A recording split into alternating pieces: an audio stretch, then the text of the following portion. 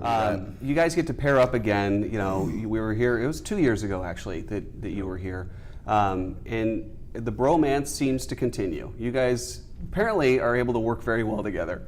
What is it about him? Well, he's just one of my favorite actors, you know, like he always has been, and I was so lucky to get him on I'll See You in My Dreams, and I didn't expect that.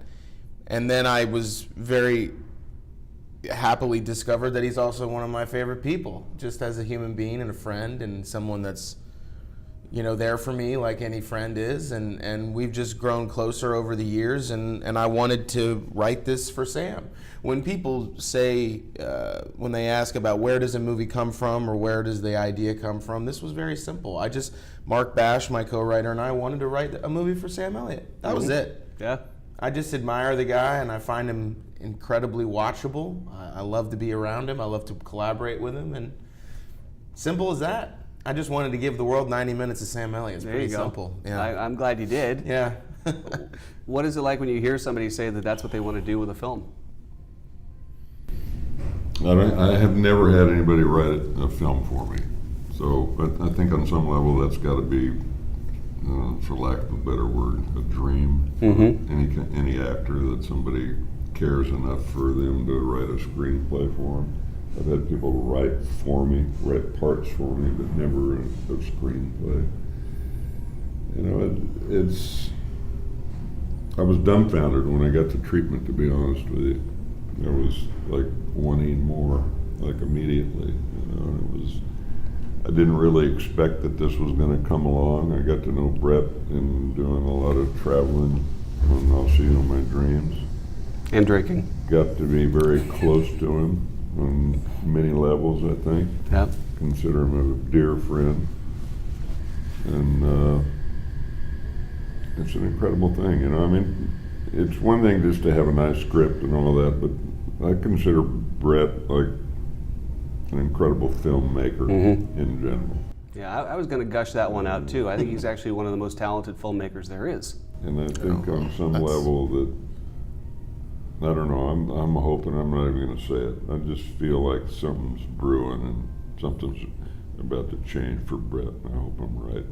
I think you're right. I think you are right. On a major level, I mean. You mentioned dreams, you know, and there is the theme in the hero of your character Lee is having this dream about the movie that he's going to make. Yeah. And it gets to go from Lee's real life, which is struggling, to sort of this dream of really trying to figure things out, right? In Lee's real life, where he's struggling, he's smoking a lot of weed, Right. and tries a little bit of Molly at a party. Right. How do you portray so well being stoned? Smoke a lot of weed. I don't know that I did. You know, I just play honest. I try to play honest. I don't smoke a lot of weed. I've smoked weed in my life, but you know, I mean, I don't function well under it. I certainly wouldn't be going to work and do it like we did. And you know, the thing about Brett and Mark's material, it's so well conceived and so there on the page, and again, when it's written with you in mind, it's, you know, there's not probably a lot of acting involved on some levels. You know, that said, it wasn't easy, but you know, it was an issue. I remember talking with Brett about it when I first read the fleshed out material. I said, Jesus Christ, look at the dope smoking, man. It's like every scene this guy's smoking dope. And I said, I can't imagine that someone does that. Right. And he said, no, I know people that do that. And so we bought into it. I mean, we had, I think in the earlier draft there were all these dope smoking paraphernalia or accoutrements, you know, the bong and all that. And I said, hey man, I just want to roll a joint. Yeah. You know. Yeah. Keep it simple. And that was keep it simple. That was right on I think too it for the right character. thing. It was the right thing 100%. It's a little bizarre, but, you know.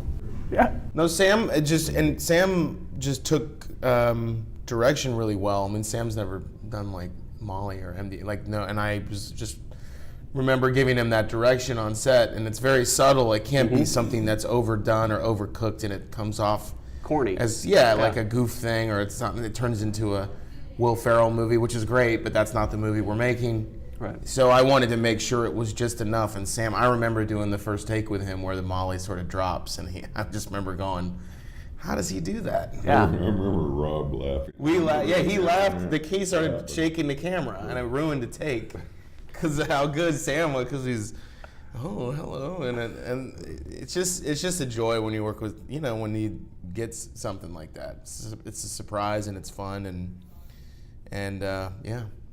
And then a younger, sweet, beautiful woman comes into play, Laura. She's not always so sweet, but yeah. The character, Laura's always very sweet, but Charlotte can Charlotte, be, the character, is a little bit rough around the edges. She's got some edge to her, which is a good thing, I think. Yeah, absolutely. That makes her Made that a character fleshed out, real. And was that what sealed the deal for you on the script when you saw that? Okay, that'll work. No, the deal was sealed, like I said, when it was a treatment, when it was called Iceberg. Yeah. I mean, I wanted to work with Brett again. Yeah. I don't think I'd ever had as much fun on set. Take that with it. After 48 years, there have been a lot of sets, so I've had a lot of fun. But lately, I've never had as much fun as I had on Dreams, working with Brett and Blythe and everybody else that was there. And it's because, number one, the material is wonderful. Yeah. But Brett sets a tone. The director in general, I think, sets a tone. And for me, the tone that Brett sets it's really a good tone. Is that something you're deliberate about on set, or is it okay? It doesn't. 100%. Your tone, it's top down. This business works top down. If the people in charge, the producers and the directors, are angry, and if they're freaked out and they're stressed out, and they let that be known and seen, and they start screaming and yelling and hollering and making things, this is that kind of attitude that trickles down, and everybody says, this isn't going to be fun, and then everybody starts getting angry, and then it's like, if you're a captain of a ship, you can't run around like we're all going down. Right. You have to say, hey guys, we're all in this together, and gals, we're in this together. Let's stay strong and positive, but know that we're working hard. Yeah. There's got to be a tone set, and I try to remember that the reason, since I was a little kid, I wanted to make movies was because it was fun. Mm-hmm. And if you're not having fun, then you're doing it wrong. It can be serious, it can have moments where you care, and it's very stressful. It always is. But at the end of the day, when you do the work, it's like, God damn, that felt good. And that's what it feels like when you're working with Sam, and when you're working with Laura Prepon and Nick Offerman and Catherine Ross and Kristen Ritter. It's an incredible cast that's gifted beyond imagination. And to be in this film and work with me and give me a shot, I also look back on The Hero with extreme fondness. That set, it was a wonderful set, and we worked really hard, but we still I think found the time to enjoy it, to sit back and say, when we were shooting the Western scenes, I remember looking at Sam and him looking at me and us just going, shit, can you believe we're making a Western today on this little indie movie? And it was just very fun. Yeah. I loved seeing that, and I think any fan of Sam Elliott is going to love those moments where you get to see him in the cowboy hat with the revolver. And we got to have our cake and eat it too, to put it simply. Right. Yeah. You're in that element. I mean, that's you. Well, it's me in that element. Yeah. It's not me, but it's me. I have a great affinity for the West, and it's been really good to me. And I have a heritage from West Texas that goes back, like 7 generations maybe. So there's that. But there's something about the simplicity of that form that's always appealed to me. The black and white, the good and bad, the morality of it. It's just being outdoors. The nature is a major character in any great Western, I think. And the elements, the struggle, man against nature, man against man. Those are themes that speak volumes to me.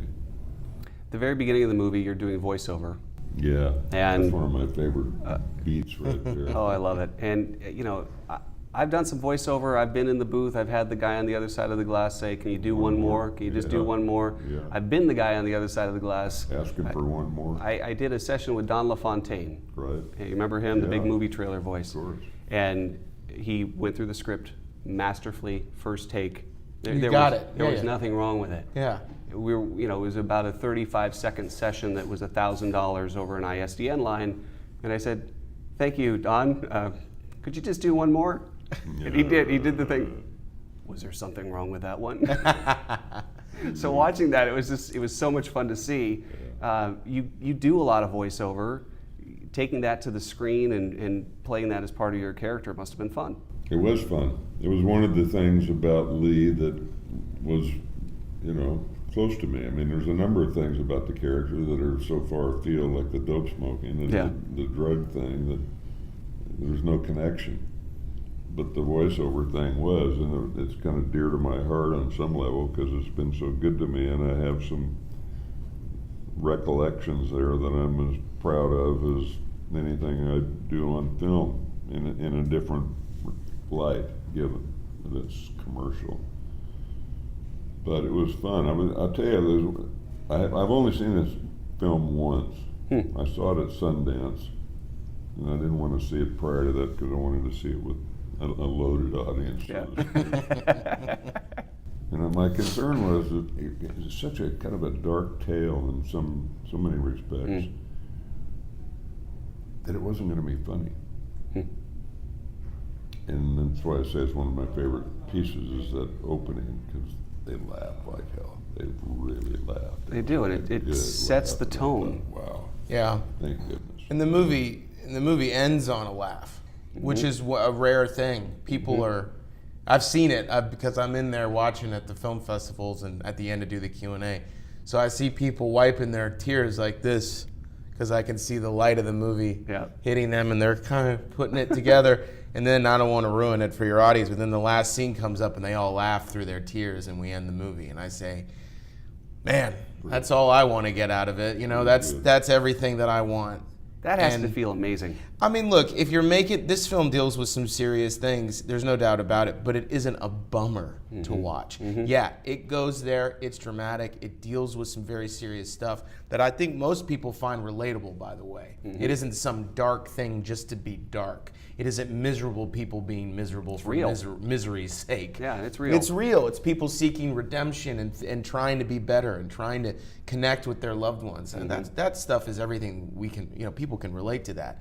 At the same time, the majority of the film, people are laughing. Yep. It's just like I'll See You in My Dreams deals with heavy stuff. People laugh that whole movie. That's how you bring people in. I always bring up movies like Terms of Endearment. That's a very sad film, and that's what people think of.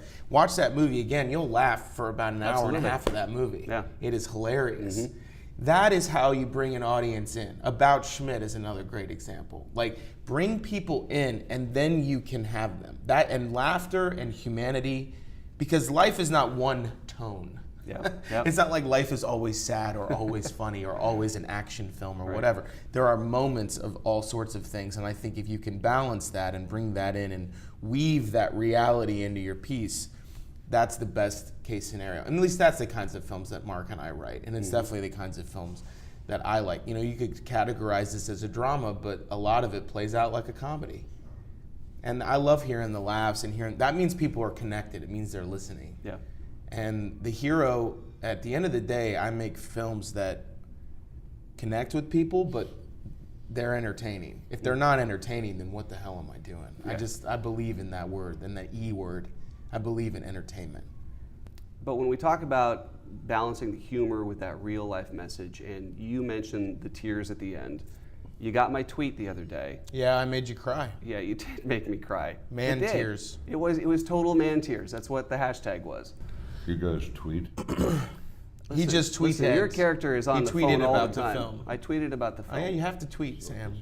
We can, what are we? So disappointing. What is it going to take to get you on Twitter? Oh, jeez. More than you've got. No It way. isn't financial, I'm speaking. Yeah. No, it's not going to happen. That's kind of my life's purpose now. No, the movie causes an emotional reaction, at least with most people, even if they don't necessarily cry. I think they feel it, and I've seen it. I've been at something like 16 film festivals with this film this year since Sundance. That's the way to know if you got something. You're showing it to people. You're showing it to people who love movies.